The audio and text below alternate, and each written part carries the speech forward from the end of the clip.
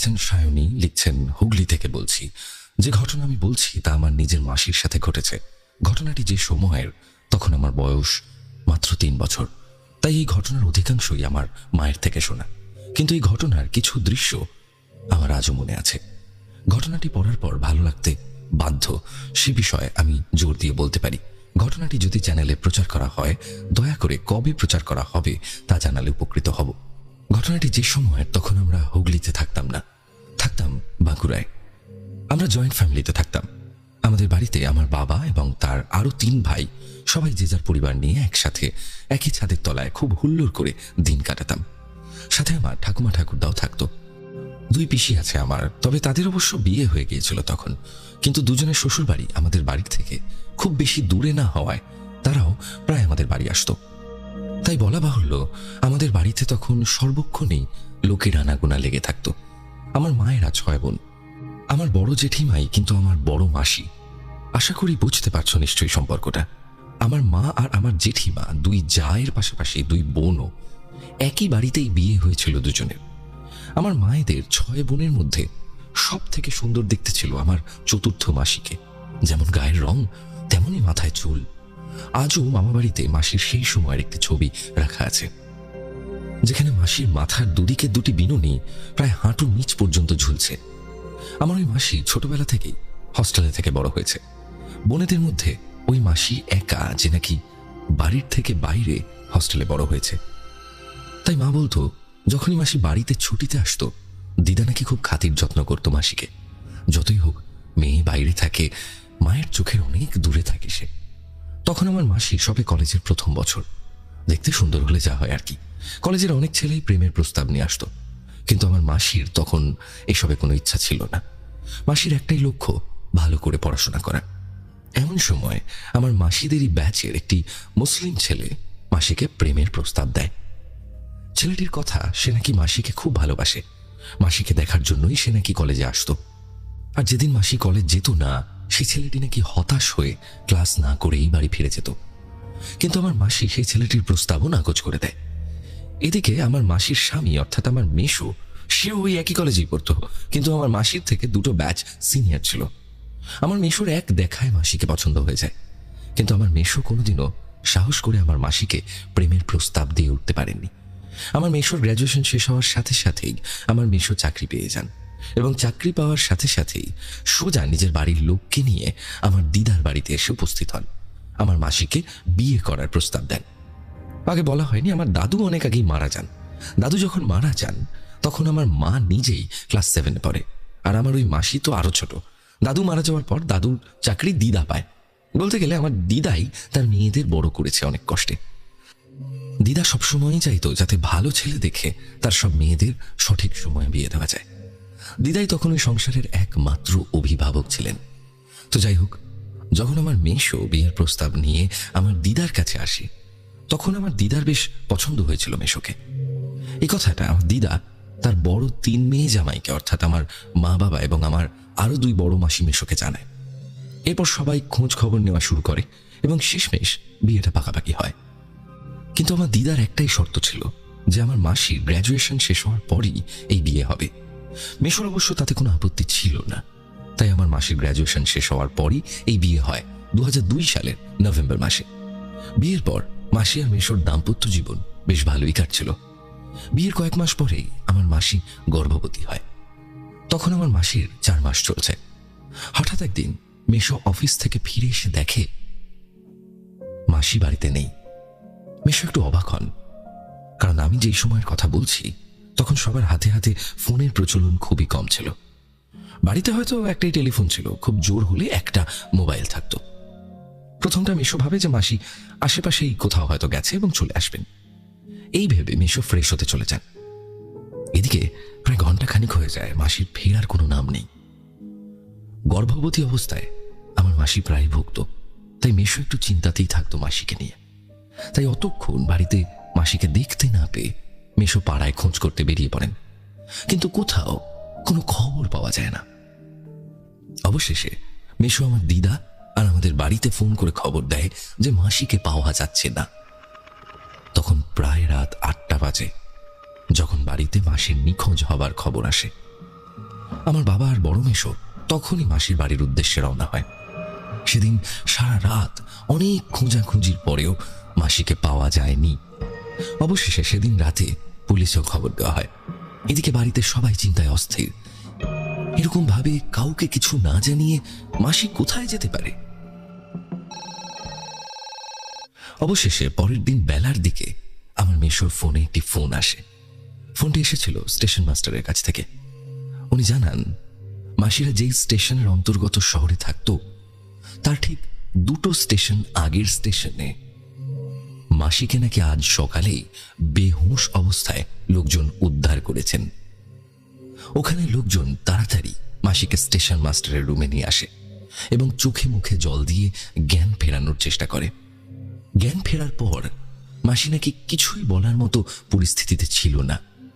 অনেক কষ্টে মেশোর নাম্বারটা মাসির কাছ থেকে জেনে স্টেশন মাস্টার মেশোকে ফোন করে খবর দেন। খবর পাওয়ার পরেই আমার মেশো, বাবা এবং বড় মেশো ওই স্টেশনে যায় এবং মাসিকে আমাদেরই বাড়িতে ফিরিয়ে আনা হয়। মাসির যেন কিছুই মনে ছিল না। কিভাবে মাসি ওখানে পৌঁছলো, কেনই বা গেল, কিছুই মাসি সেদিন বলতে পারেননি। কিন্তু সেদিন থেকেই মাসির ব্যবহারে প্রায় সবাই একটা অদ্ভুত পরিবর্তন লক্ষ্য করল। থেকে থেকেই মাসি কেমন যেন একটা অদ্ভুত ব্যবহার করত। নিজে নিজেই কথা বলতো, হাসতো, কি সব জানি বলতো যেগুলি কারোরই জানা ছিল না। আর প্রায় বাড়ি থেকে পালিয়ে যাওয়ার চেষ্টা করত। একদিকে মাসি গর্ভবতী, তার মধ্যে এই অবস্থা। সবকিছুকে দেখে বাড়ির সবাই মেশোকে বলল মাসিকে যাতে আমাদের বাড়িতেই রাখা হয়, কারণ নিজেদের বাড়িতে মাসি আর মেশো একা। মেশো কাজে চলে যাওয়ার পর মাসি যদি আবার কোথাও চলে যায় বা কোনো অঘটন ঘটিয়ে বসে, তাই আমাদের বাড়িতেই মাসিকে রাখা হলো। আমাদের বাড়িতে লোকের অভাব নেই, কেউ না কেউ সবসময় মাসিকে চোখে চোখে রাখতে পারবে। এইভাবে মাসির শরীর একটু একটু করে খারাপ হতে শুরু করলো। না খেতে চাইতো, না স্নান করতে চাইতো, কিছুই করতে চাইতো না। সারাদিন যেন একটা রুমে বসে কার সাথে গল্প করত, হাসতো, বাচ্চাদের মতো খেলতো। শেষমেশ আমার ঠাকুমার দিদা দুজনেরই ব্যাপারটা ভালো না ঠেকায় তারা আমাদের ওখানে এক ঝাড়ফুঁক করা ওঝাকে ব্যাপারটা জানায়। উনি একদিন আসেন বাড়িতে এবং একটা পুজোও করেন এবং মাসির হাতে একটি মাদুলি বেঁধে দেন যাতে মাসি নিজের বা তার হবু সন্তানের কোনো ক্ষতি না করতে পারে। ঠিক সেই দিনের পর থেকে আমার মাসির চেহারা, ব্যবহার সবকিছুতে আরো পরিবর্তন লক্ষ্য করা যায়। আগের থেকে মাসি অনেক বেশি উগ্র হয়ে উঠেছিল। মাসিকে আর আটকে রাখা যেত না বাড়িতে। একদিন তো প্রায় আমাদের বাড়ির সবাইকে ধাক্কা মেরে সরিয়ে ঠেলে বাড়ি থেকে বেরিয়ে যাওয়ার চেষ্টা করছিল মাসি। কোনো মতে সেদিন মাসিকে আটকানো হয়। 4 জন শক্ত সামর্থ্য মানুষও যেন মাসিকে ধরে আটকে রাখতে পারত না। মাসির গায়ে তখন এতটাই শক্তি এসে গিয়েছিল, মাসির শরীরে যেন মাসির একার নয়, যেন আরো কেউ আছে যে মাসিকে ভিতর থেকে এই শক্তি দিত। তারপর থেকে মাসিকে একটি রুমের জানলার সঙ্গে বেঁধে রাখা হতো চেইন দিয়ে। যেই মাসিকে খাওয়াতে বা জামা কাপড় বদলাতে বা অত বড় চুল আঁচড়ে দিতে যেত, মাসি তাকেই ক্ষতি করার চেষ্টা করত। একবার তো আমার বড় পিসিকে খুব বাজেভাবে হাতে কামড়ে ধরেছিল যখন পিসির চুল আঁচড়াতে গিয়েছিল। ওইভাবেই দিন কাটছিল। আমরা কি করব কিছুতেই বুঝে উঠতে পারছিলাম না। খালি তখন মাসি নয়, মাসির ভেতরে তার সন্তানও ছিল। বাড়ির সকলেরই যেন তখন এক দুশ্চিন্তায় দিন কাটত যে এই বুঝি মাসি আবার কাউকে আঘাত করে বসে কিংবা আবার কোথাও পালিয়ে যায়। একদিন মাসিকে স্নান করানোর জন্য বাথরুমে নিয়ে আসে আমার মা আর বড় মাসি। আমাদের দেশের বাড়ির বাথরুমটা ছিল ঘরের বাইরের উঠোনের এক পাশে। হঠাৎ মা আর বড় মাসি মাসিকে নিয়ে বাথরুমে ঢুকতে যাবে এমন সময় মাসি এক প্রকার মা আর বড় মাসিকে ধাক্কা দিয়ে মাটিতে ফেলে ছুটে উঠোনের বাইরে বেরিয়ে যায়। তারপর মাসি রাস্তার দিকে ছুটতে থাকে। মাসির পেছনে আমার বাবা, আমার কাকু আর আমার বড় পিসির ছেলে, আমার বড়দা 3 জন মিলে ছুটতে থাকে মাসিকে ধরার জন্য। মাসি পাড়ার রাস্তা দিয়ে ছুটতে ছুটতে মেইন রাস্তায় উঠে পড়ে এবং মেইন রাস্তার মাঝ বরাবর পাগলের মতো চিৎকার করতে করতে ছুটতে থাকে। একদিক দিয়ে গাড়ি আসছে আর উল্টো দিক থেকে মাসি ছুটছে গাড়ির দিকে। বাবার মুখে শুনেছি সে নাকি ভয়ানক দৃশ্য। বাবা ভেবেছিল সেদিন বোধহয় কোনো এক প্রকার অঘটন ঘটেই যেত। যাই হোক, সেদিন ওইভাবেই ছুটতে ছুটতে মাসি গাড়ির সামনে গিয়ে অজ্ঞান হয়ে পড়ে। গাড়িটাও ঠিক সময়ে ব্রেক দেওয়ায় মাসির ক্ষতি হয়নি কিছু। সেদিনের পর সবাই খুব আতঙ্কিত হয়ে পড়েছিল মাসিকে নিয়ে। আমার বাবার এক বন্ধু এই পুরো ঘটনা সেদিন রাস্তায় দাঁড়িয়ে দেখে। বাবার কাছে জানতে চায় হয়েছেটা কি। বাবা হতাশ হয়ে সব কথা বলেন ওনাকে। সব শুনে কাকু বাবাকে এক পীর বাবার কথা বলেন। বলেন উনি নাকি এইসব দোষ কাটাতে খুবই পারদর্শী। আমরা যেন অন্তত একবার হলেও মাসিকে ওনার কাছে নিয়ে যাই। ওই কাকু বাবাকে জোর দিয়ে এটাও বললেন যে একবার নিয়েই জানা, দেখবি বিফল হবি না। বাবা বাড়ির সবাইকে জানালেন। সবাই তখন এতটাই হতাশ হয়ে পড়েছিল যে পীর বাবার কথা শুনে যেন একটু আশার আলো দেখতে পেল। পরের দিনই সকালে সবাই মাসিকে ওই পীর বাবার কাছে নিয়ে যায়। ওই পীর বাবার কাছে মাসিকে নিয়ে গিয়ে সব বলার পর উনি বলেন মাসিকে যেন আমরা ছেড়ে দিই, আর যেন ধরে না রাখি। ওনার কথা অনুযায়ী মাসি নিজেই আমাদের নিয়ে যাবে সেই সত্যির দিকে যা আমরা জানতে চাইছি। পীর বাবার কথা অনুযায়ী মাসিকে ছেড়ে দেওয়া হয়। পীর বাবা কিছু একটা মন্ত্র পড়ে ওনার হাতটি মাসির মাথায় বুলিয়ে দিতেই মাসি কেমন যেন একটা অন্য মনস্ক হয়ে হাঁটা শুরু করে। মাসির পিছন পিছন ওই পীর বাবা এবং আমাদের বাড়ির লোকজনও হাঁটা শুরু করে। কিছু দূর গিয়ে এক কবরস্থানের ভিতর মাসি প্রবেশ করে। সেখানেই এক কবরের উপর মাসি লুটিয়ে পড়ে। সেই কবরস্থান থেকে খোঁজ নেওয়া হয় যে কবরটির উপর মাসি লুটিয়ে পড়েছিল সেটি কার কবর। অনেক খোঁজ নেবার পর জানা যায় সেই কবরটি একটি ছেলের কবর। সেই ছেলেটির ঠিকানাও এই কবরস্থান থেকে খোঁজ নিয়ে পাওয়া যায়। পরে পীর বাবা এবং সাথে মেশো বাবা আর বড় মেশো মিলে সেই ঠিকানায় যায়। সেখানে গিয়ে যা জানা যায় সেটা যে আদৌ সত্যি ঘটতে পারে সেটা বিশ্বাস করতে আমার কেমন একটা দ্বিধা বোধ কাজ করে। কিন্তু কি করব, ঘটনাটা আমার নিজের বাড়ির লোকের সাথেই ঘটেছে, আমার চোখের সামনে। বিশ্বাস না করে উপায় নেই। ওই ঠিকানায় গিয়ে দেখা যায় ওখানে একটি বাড়িতে একজন বয়স্ক মহিলা তার 3 মেয়েকে নিয়ে থাকেন। ওই বয়স্ক মহিলা এবং তার 3 মেয়েকে যখন জিজ্ঞাসা করা হয় যে ওই ছেলেটি কে যার কবরের উপর আমার মাসি লুটিয়ে পড়েছিল, তখন ওনারা বলেন যে ওই কবর নাকি ওই মহিলার একমাত্র ছেলের। সে নাকি বছর 3 আগে আত্মহত্যা করেছিল। কিন্তু সেই ছেলের সাথে আমার মাসির কি সম্পর্ক সেটা তখনও কেউ বুঝতে পারছিল না। ঠিক সেই সময় ওই মহিলা এবং তার 3 মেয়ে আমাদের বাড়ির লোকের কাছে মাসির পরিচয় জানতে চায়। আমার মেশো মাসির নামটা বলার পরেই ওই মহিলার ছোট মেয়ে বলে ওঠে, আমি তো শুনেছি এই নামটা আগে। এই কথা শুনে ওই মহিলা তার ছোট মেয়েকে জিজ্ঞাসা করে, তুই কিভাবে শুনেছিস নামটা আগে? তখন সেই মেয়েটি বলা শুরু করে তার দাদা যে নাকি বছর 3 আগে আত্মহত্যা করেছিল, যার কবরের উপর আমার মাসি লুটিয়ে পড়েছিল, সেই দাদার মুখেই এই মেয়েটি আমার মাসির নাম শুনেছিল। মেয়েটি আরো বলল ওর দাদার সাথে ওর সম্পর্কটা নাকি অন্য 2 দিদির থেকেও আরো বেশি ঘনিষ্ঠ ছিল, কারণ তাদের বয়সের খুব একটা বেশি অন্তর ছিল না। তার দাদা যখন কলেজের 1ম বর্ষে ভর্তি হলো তখন তার দাদা একদিন এসে তাকে বলল কলেজের একটি মেয়েকে তার নাকি খুব পছন্দ হয়েছে। খালি পছন্দই নয়, সে নাকি খুব ভালোবেসে ফেলেছে মেয়েটিকে। সেই মেয়েটি আর কেউ নয়, সে আমার মাসি। ঘটনার শুরুতেই আমি যে মুসলমান ছেলেটির কথা বলেছিলাম যে আমার মাসিকে প্রেমের প্রস্তাব দিয়েছিল, এই সেই ছেলে। তার বোন আরো বলল তার দাদা নাকি পাগলের মতো ভালোবাসতো আমার মাসিকে। তার দাদা এসে বাড়িতে বলতো সে নাকি কলেজে যেত মাসিকে দেখবে বলেই। যেদিন মাসি যেত না সেদিন হতাশ হয়ে সেও বাড়ি ফিরে যেত ক্লাস না করে। আমার মাসি যে তার দাদার প্রেমের প্রস্তাব ফিরিয়ে দিয়েছিল সেই কথাও মেয়েটি বলল। মেয়েটি বলল তার দাদা তবুও নাকি আরো বেশি করে মাসির জন্য পাগল হতে থাকলো। যদিও তার দাদার এই পাগলামির কথা শুধু সেই জানতো বাড়িতে, কারণ অন্য জাতের মেয়ের জন্য এতটা পাগলামি দেখলে বাড়ির বাকিরা তাকে ছোট করবে, এই ভয়ে কোনোদিনও অন্য কাউকে বলার সাহস পায়নি তার দাদা। একদিন কলেজ থেকে তার দাদা খুব হতাশ হয়ে বাড়ি ফিরল। বাড়িতে ফিরেই নিজের রুমে ঢুকে বিছানায় শুয়ে বালিশে মুখ গুঁজে কাঁদতে শুরু করলো।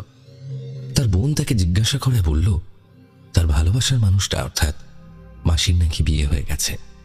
আসলে সেদিন আমার মাসিদের কলেজের শেষ পরীক্ষার মার্কশিট দেওয়ার কথা ছিল। অবশ্য শেষ পরীক্ষার কয়েকদিন পরই মাসির বিয়ে হয়ে যায় আমার মেশোর সাথে। তাই সেদিন মার্কশিট নিতে গিয়ে আমার মাসির সাথে আবার মেশো গেছিল কলেজে। আমার মাসি তখন নতুন বউ। মাসিকে ওই নতুন বউয়ের বেশে দেখে ছেলেটির মনে খুব আঘাত লেগেছিল। যতই হোক, কাউকে এত পাগলের মতো ভালোবাসার পরেও সে মানুষটিকে না পাওয়ার দুঃখ কেবল তারাই বোঝে যারা এই কষ্ট ভোগ করে। যাই হোক, সেদিন খুব খারাপভাবে এই ঘটনায় ছেলেটি আঘাত পায় এবং সেদিন রাতেই সে নিজের ঘরে আত্মহত্যা করে। তার বোন বলে যে দাদার এই কথাটা কেবল আমিই জানতাম। বাড়িতে অন্য কেউ না জানায় কাউকে দাদার আত্মহত্যার কারণ কোনোদিনও বলে উঠতে পারেনি। আজ আমাদের মুখে নামটা শুনে সত্যিটা সে চেপে রাখতে পারল না। সব সত্যি জানার পর আমার পরিবারের লোক হতবাক হয়ে পড়ে। তাহলে এতদিন যে মানুষটার পিছনে মাসি বাড়ি ছাড়ার জন্য পাগল হচ্ছিল, সেই ছেলেটি আর কেউ নয়, তারই এক প্রেমিক। সব শুনে সবাই আবার ওই কবরস্থানেই ফিরে আসে। আমার মাসি তখনও অজ্ঞান। পীর বাবা ওই ছেলেটির কবরের মাটিতে হাত রেখে সেই মাটি কিছুটা হাতে নিয়ে একটি মন্ত্র জপ করেন। তারপর বলেন যে এই ছেলেটি আমার মাসির চুলের প্রতি ভীষণভাবে আকৃষ্ট। একবার নাকি মাসি আর মেশো বাইকে করে ওই কবরস্থানের পাশ দিয়ে যাচ্ছিল। মাসির চুলটা তখন খোলা ছিল। ওই খোলা চুলের সৌন্দর্যের টানেই সেদিন থেকে ছেলেটি আমার মাসির সাথে ঘুরত। সে বাধ্য করতো আমার মাসিকে যাতে মাসি সব ছেড়ে ওর সাথে এসে থাকে। পরে ওই পীর বাবা বলেন মাসির এত লম্বা চুল একেবারে কেটে ফেলতে হবে। ওনার কথা অনুযায়ী তখন মাসির চুল কেটে ফেলা হয় এবং কাটা চুল ছেলেটির কবরের মাটিতে পুঁতে দেওয়া হয়। তারপর অবশ্য মাসি আস্তে আস্তে সুস্থ হয়ে ওঠে। মাসির যখন জ্ঞান ফেরে, মাসির কিছু মনে ছিল না যে বিগত 4 মাসে তার সাথে ঠিক কি কি হয়েছে। মাসির খালি মনে হয় মাসি হয়তো একটা লম্বা ঘুম দিয়ে উঠেছে। বাড়ির কেউ অবশ্য এতগুলো বছরে মাসিকে কিছু জানায়নি। এর ঠিক 2 মাস পর মাসি একটি সুস্থ পুত্র সন্তানের জন্ম দেয়। শুক্রবার এবং রবিবারের রাত মানেই ভয় পাওয়ার রাত উইথ গৌরব। তো এই ছিল ঘটনা। আশা করছি আপনাদের প্রথম ঘটনাটি ভালো লেগেছে। এবং সত্যি বলতে চুল খুলে বাইরে ঘোরা এই নিয়ে আমরা ছোটবেলা থেকে মা বাবাদের কাছে শুনে এসেছি, মেয়েরা বিশেষ করে। এবং আমরা আমাদের বোনদের দিদিদেরকে বারবার বলেছি যে চুল খুলে রাত্রিবেলা ঘুরো না, গাছের তলা দিয়ে চুল খুলে যেও না, বা এরকম আরো অনেক কথা আমরা জানি যে মাছ নিয়ে গভীর অন্ধকার রাতে আপনি মাছ ঝুলিয়ে নিয়ে যাচ্ছেন, এগুলো উচিত নয়। তো এই ঘটনা, এই অথেন্টিক ঘটনাগুলো যখন আসে আমাদের কাছে খুবই ভালো লাগে। এবং আপনারা কিন্তু একটু ভালো ভালো ঘটনা পাঠান। আপনাদের কাছ থেকে কিন্তু আরো ইউনিক ঘটনা চাই। আমাদের আরো ইউনিক ঘটনা পেলে কিন্তু ভালো হয়। আপনাদের ঘটনা পাঠানোর জন্য আমাদের মেল অ্যাড্রেস দিয়ে দিচ্ছি, pretkotha@gmail.com, অথবা প্রেতকথার ফেসবুক পেজ ইনবক্সে লিখে পাঠান ঘটনা। এছাড়া আপনি যদি ভয়েস করে ঘটনা বলতে চান, আপনি যদি চান আপনার ভয়েস আমাদের প্রেতকথার এপিসোডে চালানো হোক, তাহলে আমাদেরকে 9875476704 এই নম্বরে ভয়েস করে পাঠান আপনার ঘটনা। প্রত্যেক শুক্রবার আর রবিবার আমরা কিন্তু নিয়ম করে আপনাদের জন্য ঘটনা আনি। চলে যাচ্ছে আজকের আমাদের পরবর্তী ঘটনায়। শুক্রবার এবং রবিবারের রাত মানেই ভয় পাওয়ার রাত উইথ গৌরব। হাই গৌরবদা, আশা করি তুমি ভালো আছো। বিশেষ কারণে আমার নাম প্রকাশে অনিচ্ছুক। আমি হাওড়া থেকে প্রেতকথার একজন নিয়মিত শ্রোতা। আজ প্রথমবার তোমায় আমার জীবনে ঘটে যাওয়া একটি ঘটনা পাঠালাম। বর্তমানে আমি একটি প্রাইভেট কোম্পানিতে চাকরি করি। ঘটনাটি ঘটেছিল 2021 সালের অক্টোবর মাসে। তখন আমি কলেজের 3rd সেমিস্টারের ছাত্রী। সেই সময় আমি একটি কোচিং সেন্টারে পড়তে যেতাম। সেই কোচিংয়ের যিনি স্যার ছিলেন তিনি তার বাড়িতেই পড়াতেন। বাড়িতে স্যার, তার বাবা এবং মা 3 জন থাকতেন। স্যারের যিনি মা ছিলেন তাকে আমরা জেঠিমা বলে ডাকতাম। জেঠিমা খুবই ভালো মানুষ ছিলেন।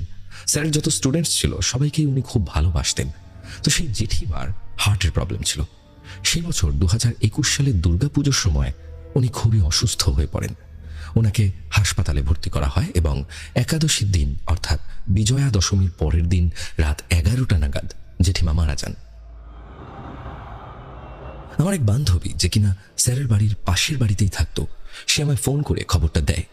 সেই রাতেই জেঠিমার দেহ বাড়ি নিয়ে আসা হয় এবং ভোরবেলার দিকে ওনাকে সামনে নিয়ে গিয়ে দাহ করা হয়। পরের দিন আমি আমার বাবার সঙ্গে স্যারের বাড়ি যাই। আমার সেই সময় খুবই খারাপ লাগছিল জেঠিমার কথা ভেবে। এত ভালো মানুষ, আমায় কত ভালোবাসতেন এবং তার তেমন বয়সও হয়নি তখন, 55 থেকে 60-এর মধ্যে হবে হয়তো। উনি মারা গেলেন। যাই হোক, স্যারকে এবং জেঠুকে অর্থাৎ স্যারের বাবাকে আমরা সমবেদনা জানিয়ে ফিরে এলাম। এরপর সেদিন রাতে যখন ঘুমোচ্ছি, 1টা কি 2টো নাগাদ আমার হঠাৎ ঘুম ভেঙে যায়। খুব জল তেষ্টা পায়, সেজন্য আমি বিছানা থেকে উঠে জল খেতে চাই। সেই সময় আমি যখন জল খাচ্ছি রুমে দাঁড়িয়ে, আমার মনে হয় আমার পিছনে কেউ একজন দাঁড়িয়ে আছে। আমি স্পষ্ট তার নিঃশ্বাস শুনতে পাই এবং সেটা শুনে মনে হচ্ছিল যেন কারো শ্বাসকষ্ট হচ্ছে এবং সে জোরে জোরে শ্বাস নিচ্ছে। সেই সময় আমি প্রচন্ড ভয় পেয়ে চিৎকার করে উঠি। সেই চিৎকার শুনে আমার বাবা মা ঘর থেকে উঠে আসে এবং আমায় জিজ্ঞাসা করেন যে কি হয়েছে। আমি তখন ব্যাপারটা আমার মনের ভুল বলেই মনে করি, তাই বাবা মাকে বলি যে কিছু না, অন্ধকারে ভয় পেয়ে গিয়েছিলাম একটু। এরপর গিয়ে আবার শুয়ে পড়ি। এর পরের দিনটা ছিল নর্মাল, কিন্তু তারপরের দিন থেকে শুরু হলো আসল ঘটনা, যা আমি আমার জীবনে কোনোদিনও ভুলতে পারবো না। সেদিন ছিল লক্ষ্মী পুজোর রাত। রাতে খাবার পর হঠাৎ আমার শরীরটা ভীষণ খারাপ করতে শুরু করে এবং আমি অনেক বমি করি। তারপর একটা অম্বলের ওষুধ খেয়ে রাতে শুয়ে পড়ি। এরপর মাঝরাতে হঠাৎ আমার প্রচন্ড বুক ধড়ফড় করতে শুরু করে এবং সেই সঙ্গে শুরু হয় শ্বাসকষ্ট। আমি আমার মায়ের সঙ্গেই রাতে শুতে যাই। মাকে ডেকে কোনো রকমে বলি সবটা। মা, বাবা এবং বাড়ির সকলকে ডেকে তোলে। আমাদের বাড়িতে থাকি সব মিলিয়ে 8 জন। আমি, বাবা, মা, দাদা, ঠাকুমা, কাকা, কাকিমা এবং কাকার ছেলে অর্থাৎ আমার ভাই। আমার সেই সময় এতটাই শ্বাসকষ্ট হচ্ছিল যে মনে হচ্ছিল তখনই বোধহয় আমি মারা যাব। এরপর কোনো রকমে আমার বাবা, দাদা এবং কাকা মিলে আমায় হাসপাতালে নিয়ে যায়। সেখানে আমার একটা ইঞ্জেকশন দেওয়া হয় এবং আমি ঘুমিয়ে পড়ি। এরপর আমার ইসিজি, এক্সরে, ব্লাড টেস্ট সবকিছু করা হয়, কিন্তু কোনো রোগী ধরা পড়ে না আমার। সব রিপোর্ট নর্মাল।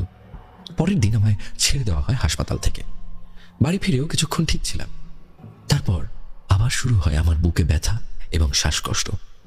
ডাক্তার আমায় যেসব ওষুধ দিয়েছিল সেগুলো খাচ্ছিলাম এবং শ্বাসকষ্ট হলে ইনহেলার দিয়েছিল সেটাও নিচ্ছিলাম, কিন্তু কি কারণে এমনটা হচ্ছে তা কিছুতেই ডাক্তার ধরতে পারছে না। দিন দিন আমি শুকিয়ে যেতে লাগলাম। বেশিরভাগ সময় ঘুমিয়ে কাটাতাম। ভীষণ দুর্বল হয়ে পড়েছিলাম। আমার বাড়ির লোকেরাও আমাকে নিয়ে ভীষণ দুশ্চিন্তা করতেন। মায়ের কাছে শুনেছি যখন আমি রাতে ঘুমোতাম তখন নাকি আমার সারা শরীর একদম মরা মানুষের মতো ঠান্ডা হয়ে যেত। প্রায় 1 সপ্তাহ এইভাবে কাটার পর আমার মা এক মাসির সঙ্গে যোগাযোগ করেন। উনি সম্পর্কে ছিলেন আমার মায়ের পিস্তুত দিদি। মাসি ছিলেন তারা মায়ের পূজারী এবং তান্ত্রিক। ওনার বাড়িতে অনেক মানুষ এইসব বিষয় নিয়ে আসতো। মা যখন এই ব্যাপারে আমার ঠাকুমা এবং কাকিমাকে বলছিল তখন রীতিমতো আমি ভীষণ রেগে গিয়ে মায়ের উপর চেঁচিয়ে উঠি, যা ছিল খুবই অস্বাভাবিক, কারণ আমি কারোর সঙ্গেই রুডভাবে কথা বলি না। আমি খুবই শান্তশিষ্ট একটি মেয়ে। এরপর জোর করে আমাকে ওই মাসির বাড়ি নিয়ে যাওয়া হয়। মাসি আমায় দেখে ধ্যানে বসেন। এরপর বাবা মাকে বলেন যে আমি যে স্যারের কাছে পড়তে যেতাম সেই স্যারের মায়ের আত্মা আমায় পজেস করে রেখেছে। আমি সেদিন বাবার সাথে স্যারের বাড়ি যাই। যেহেতু আমার রাশটা খুব হালকা তাই সহজেই উনি আমাকে পজেস করেন। আমার রাশ এত হালকা যে রাস্তার পাশ দিয়ে একটা মরার গাড়ি গেলেও আমার হাওয়া লেগে যেতে পারত। তাই ওই জেঠিমার যেহেতু হার্টের অসুখ ছিল তাই ওনারও বুক ধড়ফড়, বুকে ব্যথা, শ্বাসকষ্টের সমস্যাগুলো আমার হতো। এরপর মাসি তারা মায়ের একটা পায়ের ফুল আমার বালিশের ভিতর রেখে দিতে বলেন এবং আমায় ঝেড়ে দেন, ভালো করে জল পড়া খেতে দেন। এরপর উনি বলেন যে কালী পুজোর দিন রাতে উনি একটি যজ্ঞ করবেন, যেদিন আমাকে ওনার বাড়িতে নিয়ে যেতে হবে। ততদিন আমায় বাড়ির বাইরে কোথাও বেরোতে বারণ করেন। ওই দিনের পর থেকে আমার বুকে ব্যথা, শ্বাসকষ্ট কমে যায়, কিন্তু আমি ভীষণ দুর্বল হয়ে পড়েছিলাম। এরপর কালী পুজোর দিন আমরা মাসির কাছে আবার যাই। মাসি একটি যজ্ঞ করেন এবং আমায় একটি আঁশবুটির মাদুলি দেন, যেটি সারা জীবন পরে থাকতে বলেন। তারপর থেকে আমি ধীরে ধীরে সুস্থ হয়েছি। কিন্তু সেই যে দুর্গাপুজোর পর থেকে কালী পুজো অবধি যা যা আমার সাথে ঘটেছে এবং যা শারীরিক কষ্ট আমি পেয়েছি তা আমি কোনোদিনও ভুলতে পারবো না। জানি না ঘটনাটা কতটা ভয়ানক হয়েছে, তবে এটি আমার জীবনের একটি সত্যি অদ্ভুত ঘটনা। ঘটনাটা যদি ভালো লেগে থাকে তবে গৌরবদা তোমার গলায় অবশ্যই পড়ে শুনিও। প্রথমবার ঘটনা লিখছি, কোনো ভুল ত্রুটি হলে ছোট বোন মনে করে ক্ষমা করে দিও। ভালো থেকো, ভালো থাকুক আমাদের প্রেত কথার প্রত্যেক সদস্য। শুক্রবার এবং রবিবারের রাত মানেই ভয় পাওয়ার রাত উইথ গৌরব। সুন্দর একটি ঘটনা কিন্তু আমরা পড়লাম, আমি খুব রিলেট করলাম, আমার খুব ভালো লাগলো এই ঘটনাটি। আপনাদের কেমন লেগেছে সেটি জানান। আপনাদের কারোর সাথে এমন কখনো হয়েছে যে খুব কাছের কেউ একজন মারা গেছেন, যার পর আপনার মনে হচ্ছে যে আপনার সাথে কিছু আনইউজুয়াল ঘটছে, যা আগে কখনো ঘটেনি, বিশেষ করে সেই মৃতদেহটি দেখার পর। আপনার সাথে এমন কোনো ঘটনা কি আছে? যদি থেকে থাকে বা আপনার শোনা কোনো ঘটনা থাকলে আমাদেরকে কিন্তু পাঠাতে ভুলবেন না। আমাদেরকে পাঠিয়ে দিন প্রেতকথা@gmail.com অথবা প্রেতকথার ফেসবুক পেজ ইনবক্সে। আজকের এই ভিডিওটিকে লাইক করতে ভুলবেন না। আমি চলে যাব আজকের আমাদের তৃতীয় এবং শেষ ঘটনায়। ঘটনা 3। শুক্রবার এবং রবিবারের রাত মানেই ভয় পাওয়ার রাত উইথ গৌরব। আমি মৃন্ময় আগেও আপনাকে একটি ঘটনা পাঠিয়েছিলাম, কিন্তু হয়তো সেই ঘটনা আপনি পড়েননি অথবা সিলেক্ট করেননি। যাই হোক, আবার আসলাম আমার নিজের জীবনের একটি বাস্তব ঘটনা নিয়ে। আশা করি ঘটনাটি আপনাদের ভালো লাগবে, এবং যদি সিলেক্ট হয় ঘটনাটি, তাহলে ভুল ভ্রান্তিগুলো একটু ঠিক করে নিজের মতন গুছিয়ে নিও গৌরবদা। ওকে মৃন্ময়, আমি আগের ঘটনাটি বোধ হয় আমাদের টিমের বা আমাদের পছন্দ হয়নি, তাই জন্য সেটি পড়া হয়নি, কিন্তু এই ঘটনাটি আমাদের পছন্দ হয়েছে এবং এই ঘটনাটি কিন্তু আমরা আজকের এপিসোডে রেখেছি, এবং আমি আশা করব তুমি এরপরেও আমাদেরকে আরো ঘটনা পাঠাতে থাকো। আসল ঘটনাটিতে আসা যাক। ঘটনাটি আমার এবং আমার পরিবারের সাথে ঘটে যাওয়া একটি খুবই কষ্টের সাথে কাটানো কিছু দিন, অথবা বলতে পারো কিছুটা মাস, অথবা বলতে পারো কিছুটা বছরের ঘটনা। এখন মনে প্রশ্ন আসতেই পারে যে এটা আবার কেমন কথা? ঘটনা যেভাবে এগিয়ে যাবে সব ঝাপসা অন্ধকার কেটে আলো আসবে। আর এই ঘটনাটি আমি নিজের চোখে দেখেছি এবং এর শিকারও হয়েছি। এই ঘটনা শুরু হয় যখন 2013 সাল। আমার বয়স তখন হবে 13। আমার মায়ের হঠাৎ করে শরীর খারাপ হওয়া শুরু করলো। কোমরে ব্যথা, হাত ইনফেকশন, শরীর শুকিয়ে যাওয়া, খাওয়া দাওয়া ঠিকভাবে না করা, এমন অনেক রোগে মা আস্তে আস্তে আক্রান্ত হয়ে পড়ছিলেন। নিজের চোখের সামনে এসব দেখছি আমি এবং আমার বাবা, কিন্তু এর কোনো সঠিক চিকিৎসা পাচ্ছি না। ডাক্তার দেখানো হচ্ছে, ওষুধের পর ওষুধ বাড়িতে আসছে, একটি রোগ ঠিক হচ্ছে, আবার অন্য একটি রোগে আক্রান্ত হচ্ছেন মা। এইভাবে কেটে গেল একটি বছর। বাড়িতে অশান্তি, রাগারাগির কোনো শেষ নেই। এমন একটি সময় আসলো যখন বাড়িটিকে আর বাড়ি বলা চলে না। গ্রামের সবাই আমাদের বাড়ির কথা শুনছে, কেউ মজা পাচ্ছে, কেউ কষ্ট পাচ্ছে। এত সুন্দর একটি সংসার এভাবে নষ্ট হয়ে যাচ্ছে। আমরা চেষ্টা করেও এর আসল উদ্দেশ্য বা ঘটনা কিছুই বুঝতে পারছিলাম না। শেষ উপায় না পেয়ে বাবা বলল ডাক্তার দিয়ে কিচ্ছু হবে না, কবিরাজের সাথে বা তান্ত্রিকের সাথে কথা বলি। কথা মতো আমাদের এক চীনা পরিচিত কবিরাজকে বাবা ডেকে আনলো বাড়িতে এবং তাকে সব কথা খুলে বলল। ঘটনাগুলি শোনার পর তিনি দেরি না করে নিজের ক্রিয়া করতে যা যা জিনিস দরকার হবে তার একটি ফর্দ বানিয়ে বাবার হাতে দেন, এবং সেই দিনই একজন তুলা রাশির লোকের খোঁজ করতে বলেন। বাবা কোনো রকম দেরি না করেই সেই কাজে লেগে যান। বাবা 2-3 দিনের ভিতরে সব জোগাড় করেন, আর শনিবারের সন্ধ্যায় সেই কবিরাজ জেঠু নিজের ক্রিয়া শুরু করেন। আমার মনে আছে কবিরাজ জেঠু নিজের সাথে কিছু মাটি তার ব্যাগে এনেছিলেন, আর তার দরকারি কিছু জিনিস তার সাথে থাকা কাপড়ের ব্যাগে আনেন।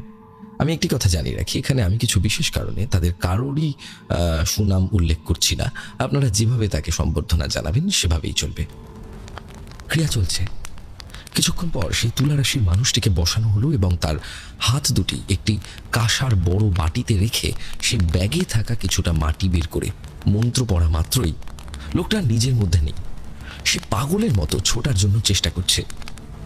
যেই কবিরাজ জেঠু তাকে বলল যা, সে দৌড়ে গিয়ে আমাদের ঘরের সিঁড়ির ডান দিকে যেখানে মাটি ছিল সেখানে থেমে গেল।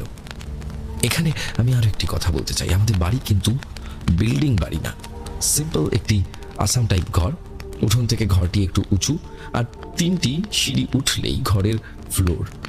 আমি সেই সিঁড়ির কথা বলছি। তারপর জেঠু আবার সেই একই কাজ করলো এবং লোকটি সেই একই জায়গাতে গিয়ে বারবার থেমে যাচ্ছেন। এইভাবে একই জিনিস 3 বার করা হলো, আর সেই লোকটিও 3 বার একই জায়গায় গিয়ে থেমে যান। এরপর জেঠু বলল এখানে গর্ত খুঁড়ে দাও। গর্ত খোঁড়া শুরু হলো, এবং কিছুটা খোঁড়ার পর আবার সেই বাটি চালান দিয়ে দেখা হলো। এইবারও সেই লোকটি গিয়ে ওই গর্তের ভিতর হাত ঢুকিয়ে কিছু পেলেন না। বলে রাখা ভালো, তান্ত্রিক কবিরাজ কিছু খোঁজার জন্য তুলা রাশির লোকেদের সাহায্য নেয়। কাঁসার বাটিতে তুলা রাশির লোকেদের হাত রেখে মন্ত্র পড়লে লোকটি সেই হারানো জিনিসের জায়গায় গিয়ে থেমে যায় এবং খুঁজতে শুরু করে। বারবার সেখানে গিয়ে তুলা রাশির লোকটি থেমে যাচ্ছে দেখে, কিছু পাচ্ছে না দেখে আবার নতুন করে গর্ত খোঁড়া হলো। এই ক্রিয়াটি আরেকবার করতে লোকটি এবার সেই গর্ত খুঁড়ে তোলা মাটিতে গিয়ে থেমে গেলেন।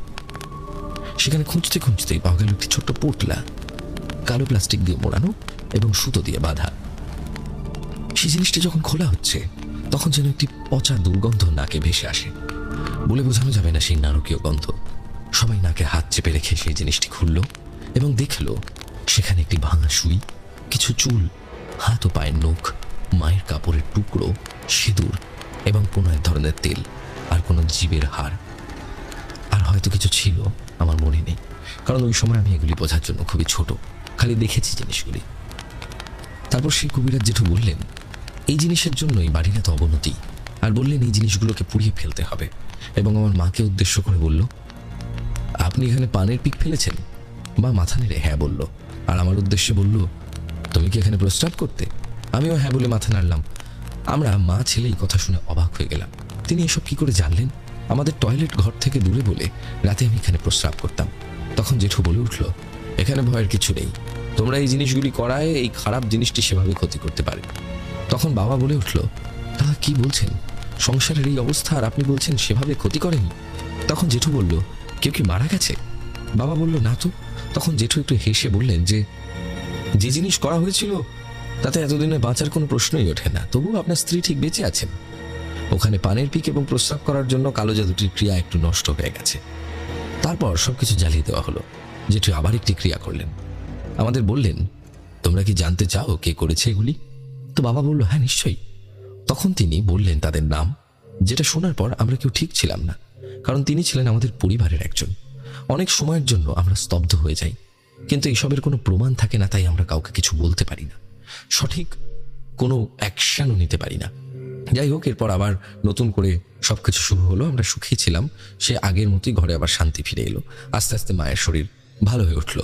আর এই ঘটনাটির একটি দ্বিতীয় অংশ আছে, আপনাদের ভালো লাগলে অবশ্যই আপনারা জানাবেন। আমি তাহলে দ্বিতীয় অংশটিও আপনাদেরকে পাঠাবো। নিশ্চয়ই মৃন্ময়, আমিও চাইবো তুমি দ্বিতীয় অংশটি পাঠাও, এবং লেখার সময় আরেকটু কেয়ারফুল হলে ভালো হয়, তাহলে লেখাটি পড়তে অনেক বেশি সুবিধে হয় এবং পড়ার সময় অতটা স্ট্রাগল করতে হয় না। তবে আমার ঘটনাটি খুব ভালো লেগেছে, এবং আজকে 3টি ঘটনাই কিন্তু আমার বেশ ভালো লেগেছে। আপনাদের কেমন লাগলো ঘটনাগুলি অবশ্যই কমেন্ট করে জানাবেন। শুক্রবার এবং রবিবারের রাত মানেই ভয় পাওয়ার রাত উইথ গৌরব। চলে যাবো শাউট আউট সেকশনে, এবং আগের দিনের এপিসোডে যারা যারা কমেন্ট করেছিলেন তাদের মধ্যে রয়েছেন পূর্ণিমা বৈরাগ্য, আমাদের মধ্যে রয়েছেন সোনালী বিশ্বাস, তোমার সত্যি ঘটনা শুনতে আমার ভীষণ ভালো লাগে, এর থেকে তোমার কণ্ঠের কোনো তুলনাই নেই, তোমার সঙ্গে দেখা করার আমার ভীষণ ইচ্ছে। নিশ্চয়ই দেখা হবে, আমরা প্রেতকথা লাইভ শো জানছি এরপর, সেখানে নিশ্চয়ই আপনাদের সঙ্গে আমার দেখা হবে। আমাদের মধ্যে রয়েছেন পুরবী, লিখছেন, হ্যালো গৌরবদা, আমি প্রেতকথার বিগত 7 মাস ধরে শ্রোতা, এখন এটি আমার favourite YouTube channel, thanks a lot. আমাদের মধ্যে রয়েছেন তসলিমা লিজা, আমাদের মধ্যে রয়েছেন মোহিত নায়েক, একজন সুপার থ্যাঙ্কস করেছেন, 40 টাকা সুপার থ্যাঙ্কস করেছেন, থ্যাঙ্কস আ লট। লিখেছে, আমি তোমার প্রেতকথার একজন কঠিন ভক্ত, mister love boy gaming 3491, thanks a lot for the super chat. আমাদের মধ্যে রয়েছেন অরুণিমা দত্ত, অরুণিমাদি কমেন্ট করেছেন, রয়েছেন দিব্যেন্দু আদক, সামন্ত রয় আমাদের মধ্যে কমেন্ট করেছেন, স্বাতি মল্লিক, অনেকেই কমেন্ট করেছেন আসলে।